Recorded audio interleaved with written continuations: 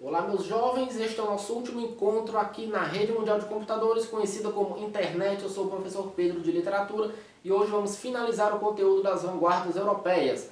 Foram 3 vídeos. O primeiro, contexto histórico. O segundo, abordamos 3 vanguardas, né? Futurismo, cubismo e dadaísmo. E aqui vamos para o expressionismo e surrealismo, as duas últimas, tá? Então, o expressionismo, pessoal. O que esse nome nos remete a expressão. Não é verdade? A expressão de quê? De sentimento, aquela ideia de botar pra fora. Mas, tipo assim, é botar pra fora mesmo, de verdade, com exagero, tá? Botar pra fora com gosto, com vontade. O expressionismo é a arte do instinto. Trata-se de uma pintura dramática, subjetiva, expressando sentimentos humanos. Utilizando cores irreais, dá forma plástica ao amor, ao ciúme, ao medo, à solidão, à miséria humana, à prostituição. O que são formas plásticas, pessoal? Se eu disser para você agora aí, desenhe o medo. Logicamente que você pode desenhar uma pessoa com medo, mas não é um medo, é uma pessoa com medo, tá? A forma física do medo você não sabe, não tem uma forma física, tá?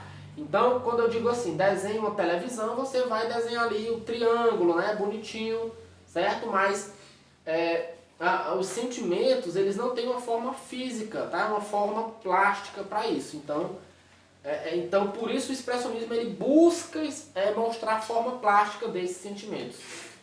Deforma-se a figura para ressaltar o sentimento, ou seja, as figuras humanas elas vão ser deformadas, a realidade em volta dessa figura humana ela vai ser distorcida, como se eles quisessem mostrar como o artista ou como aquele personagem, aquela figura humana com aquele sentimento de angústia enxerga aquela realidade ao redor. Ou seja, procura a expressão dos sentimentos e das emoções do autor, não tanto a representação objetiva da realidade. Este movimento revela o lado pessimista da vida, desencadeado pelas circunstâncias históricas de determinado momento. Então vamos para frente aqui para a gente não se alongar demais.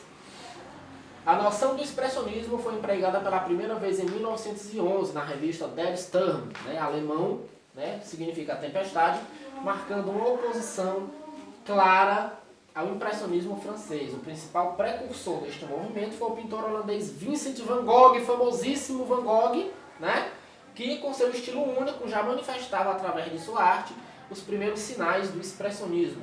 Outro importante pintor expressionista foi o norueguês Edvard Munch, autor da conhecida obra O Grito. Se você não viu essa obra ainda, com certeza você já deve ter visto um meme sobre essa obra, a gente vai falar disso daqui a pouco. Características: distorção da realidade de forma intensa e exagerada. Como eu falei anteriormente, o artista expressionista ele busca expressar o sentimento, a forma plástica daquele sentimento, de maneira que a realidade em volta das figuras humanas ela é distorcida. Daqui a pouco a gente vai ver os quadros e eu vou apontar cada uma dessas características aqui para vocês. Cores resplandecentes, vibrantes, fundidas ou separadas. A primeira coisa que vai chamar a sua atenção numa obra expressionista é a cor, aquela cor viva, aquela cor forte, sabe? Aqueles contrastes ali muito, muito fortes, aquelas cores, entendeu? Ali que, pá, sabe? Dinamismo improvisado, abrupto, inesperado. O professor traduza para a língua portuguesa. Dinamismo é movimento. Então, uma rua, por exemplo. Uma rua você espera que ela seja em linha reta, Mas o expressionista ele pode estar tão angustiado, ele pode estar ali tanto medo, com tanta crise existencial, que ele pode enxergar uma rua em zigue-zague, por exemplo, tá? E você não espera que a rua tenha um movimento de zigue-zague. Então, por isso é chamado de dinamismo ou movimento improvisado, abrupto e inesperado. Interpretação da realidade a partir da angústia e das crises interiores do artista. Técnica violenta, isso aqui é muito importante. Essa característica aqui e essa daqui são as principais que você vai observar para identificar uma obra expressionista na prova. Técnica violenta, o pincel ou espátula vai e vem, fazendo e refazendo, empastando, provocando explosões. Então o artista expressionista ele não está preocupado em misturar as cores ali na paleta e passar para a tela, não. Ele quer fazer o verde, ele coloca o amarelo, coloca o azul, pega o pincel e fica, tacando o pincel aqui, puf, pá, na tela. E você consegue perceber as marcas dessa pincelada. Vou mostrar para vocês também. Preferência pelo patético, trágico e sombrio.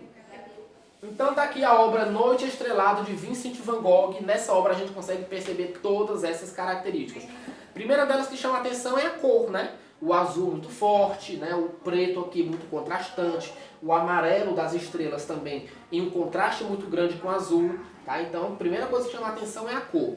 A segunda coisa que chama a atenção aqui é a técnica utilizada. Você consegue ver aqui as marcas, né, das pinceladas utilizadas pelo autor. Né? Aqui ó, o pincel ele fazendo os movimentos.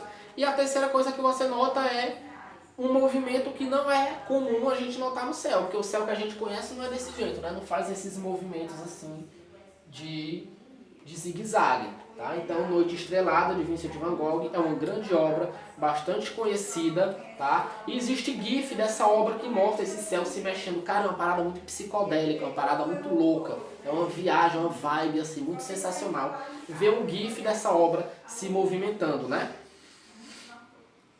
O próximo é o autorretrato do Van Gogh, então aqui a gente vê mais claramente ainda as técnicas, né, de pincelada utilizadas, olha só.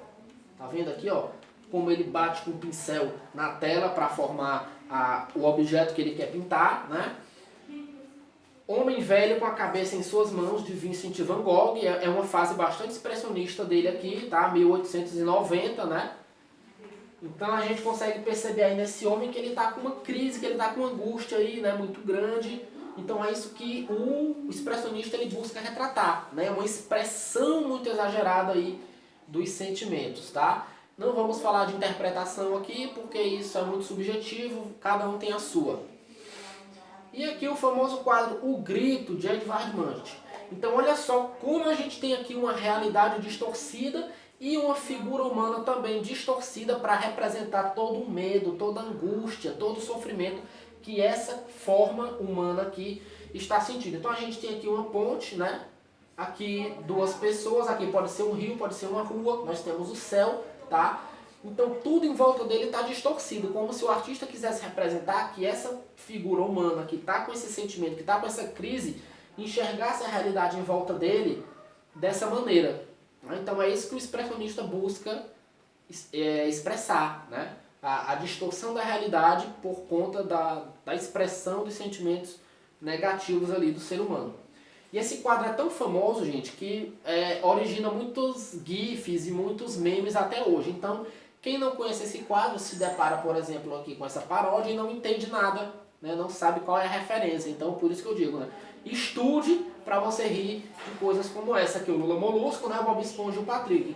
Quem conhece o desenho sabe que o Lula Molusco tem medo, né? Ou não gosta ali do Bob Esponja e do Patrick, porque o Lula Molusco é chato, é ranzinza, né?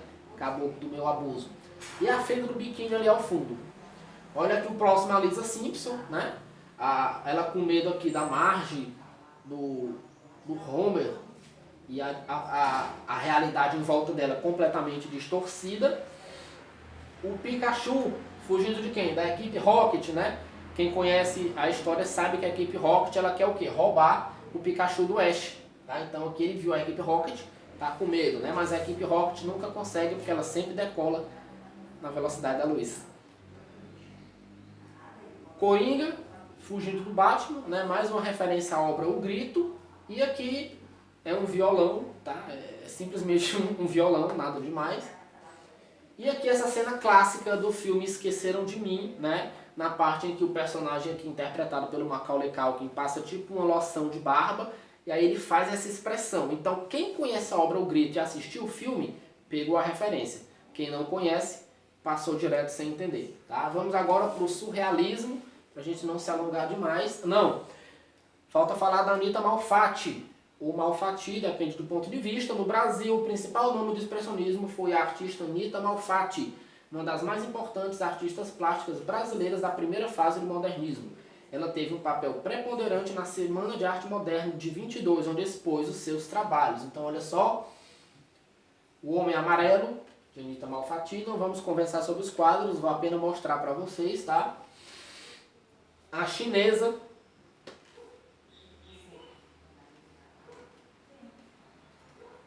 surrealismo. Finalmente chegamos na vanguarda mais psicológica de todas, tá? O surrealismo foi um movimento artístico e literário nascido em Paris na década de 20, inserido no contexto das vanguardas que viriam a definir o modernismo no período entre as duas grandes guerras mundiais. O marco de início do surrealismo foi a publicação do Manifesto Surrealista, feito pelo poeta e psiquiatra francês André Breton, em 1924. Neste manifesto foram declarados os princípios do movimento: ausência de lógica, adoção de uma realidade maravilhosa e exaltação da liberdade de criação, entre outros. Por que eu falei no início que essa é a mais psicológica das vanguardas? Porque aqui eles vão dar importância ao quê? Ao inconsciente, né? Aos sonhos ali, tá? O universo onírico. O que é onírico? Tem a ver com os sonhos, né? Ou seja, o universo dos sonhos é o universo onírico. Em algumas obras surrealistas, pode-se ver influência do dadaísmo, do cubismo, do abstracionismo e do expressionismo. A diferença básica em relação a esses movimentos está nas figuras representadas. O surrealismo prefere imagens de um universo onírico, ou seja, o universo dos sonhos, isto é, o mundo dos sonhos e da imaginação. Principais artistas: Salvador Dalí, René Magritte, Juan Miró, Max Ernst e Eugênio Granel. Temos aí o Luiz Buñuel, que foi um diretor de cinema que, junto com Salvador Dalí, produziu o filme Um Cão Andaluz. É um curta-metragem de 15 minutos, tem no YouTube para você assistir aí. Características: onirismo e exploração do imaginário. Então ele vai buscar a criatividade para as obras lá dentro do inconsciente, né? Dentro do universo dos sonhos do artista. Automatismo psíquico, atmosfera de estranhamento, cenas pictóricas que não são retiradas do mundo real, mas sim dos sonhos ou de processos internos. Por isso que o nome é surrealismo, porque é algo surreal, algo que não existe aqui na nossa realidade humana. Cenas envolvendo fetiches e desejos voltados aos impulsos primitivos: sexo, violência e morte. Tá? Então, muita influência aqui das teorias freudianas, né? Que diz que quando você tem um desejo reprimido e você sonha, o seu subconsciente procura trabalhar imagens desse seu desejo reprimido, influenciados pelas teorias freudianas sobre o inconsciente. Então, olha só, O Grande Masturbador, de Salvador Dalí, né? Então não vamos entrar aqui, como eu já falei, na interpretação, é muito subjetivo, apenas dê uma pausa no vídeo, olhe, tente entender aqui a obra. Mas aqui de cara a gente já percebe que é uma viagem muito louca, é uma coisa que realmente só pode ter saído do inconsciente do cara, né? Só pode ter saído da imaginação, do sonho dele. Porque isso é algo surreal, algo que não existe aqui na nossa realidade, né? O Grande Masturbador, de 1929. A Persistência da Memória, pessoal, uma das obras mais icônicas da história da arte, que mostra a famosa obra dos relógios derretidos, né? Aqui, tá? Então não vamos entrar, como eu já falei, nas interpretações, apenas estou mostrando aqui para vocês. Invenção Coletiva, de René Magritte. Essa aqui é uma das características que fala da simultaneidade de formas, ou seja, mais de uma imagem juntas em uma obra. Então aqui nós temos uma pessoa e um peixe, tá? Mas aqui é tipo uma sereia ao contrário, né? A sereia é o quê? É o rabo de peixe, a cabeça é o corpo de mulher. Aqui não, é o corpo de peixe e o resto de humano, né? Como se fosse uma sereia ao contrário, cara. Tô viajando aqui. Próxima obra aí, O Sono, de Salvador Dalí. Então é assim que ele enxerga o sono, né? Ele quis aqui dar uma forma plástica para o sono. Então tá aí, ó. O Sono, de Salvador Dalí. Tem muita coisa louca que esse Salvador Dalí pintou. Olha o próximo. A Tentação de Santo Antônio, 1947. Então é o que? É um elefante, em cima do elefante um castiçal, uma mulher pegando nos peitos, em cima do castiçal, um cavalo com os pés tipo curupira, né? É uma referência que eu estou fazendo aqui, porque ele está com os cascos para trás. Um cara aqui provavelmente sai de retro com isso aqui, né? Um cara pelado, nu, provavelmente Santo Antônio. E é interessante que os elefantes e o cavalo ele tem as canelas aqui muito finas, né? Tem esse outro aqui que carrega uma torre em cima da nuvem. Em cima dessa nuvem aqui tem um castelo. Esse aqui está carregando um templo. Tem aqui seios. Então, cara, é uma parada muito louca isso daí. Sabe? Não tem interpretação, tá? É aquele meme do Facebook, né? que tem assim, todos os sonhos têm um significado. É o sonho da pessoa. Como é que tem significado aqui um negócio desse? E tá aí, gente, finalizando nosso vídeo de hoje com as fotos aí do Salvador Dalí, mostrando que ele realmente era um cara excêntrico, né? Tinha uma personalidade ali diferente, tá? Então, nossa prova próxima semana, estudem bastante, somente o que eu falei no vídeo vai estar na prova e tchau!